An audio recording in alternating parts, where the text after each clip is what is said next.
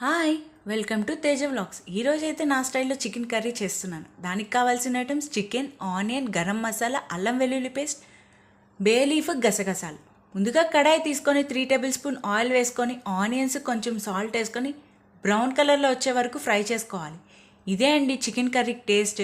తర్వాత చికెన్ వేసుకొని ఒక 5 మినిట్స్ ఫ్రై చేసుకున్నాక 1 టేబుల్ స్పూన్ అల్లం వెల్లుల్లి పేస్ట్ వేసుకొని పచ్చివాసన పోయే వరకు ఫ్రై చేసుకోవాలి. తర్వాత హాఫ్ టేబుల్ స్పూన్ పసుపు వేసుకున్నాను.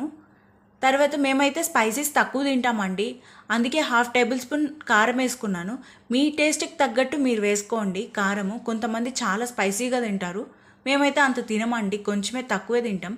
తర్వాత కర్రీ లీవ్స్, ఒక పెద్ద గ్లాస్ వాటర్ తీసుకున్నాను. గ్రేవీకి ఎంత కావాలో నేనైతే సెమీ గ్రేవీ చేస్తున్నానండి ఈరోజు నా స్టైల్లో. ఇది చపాతీకి అండ్ బగారా రైస్కి సూపర్ ఉంటుంది. తర్వాత మనం గరం మసాలా ఏదైతే ఉందో అది మిక్సీ చేసి పెట్టుకోవాలి, గ్రైండ్. అది 2 టేబుల్ స్పూన్ వేసుకున్నాను. ఇదే అండి స్పైసీస్ అంతా సూపర్ ఉంటుంది ఈ కర్రీకి, చాలా బాగుంటుంది. ఒకసారి ట్రై చేయండి. నా లంచ్ అయితే ఈరోజు చికెన్ అండ్ రైస్తో అయిపోయింది.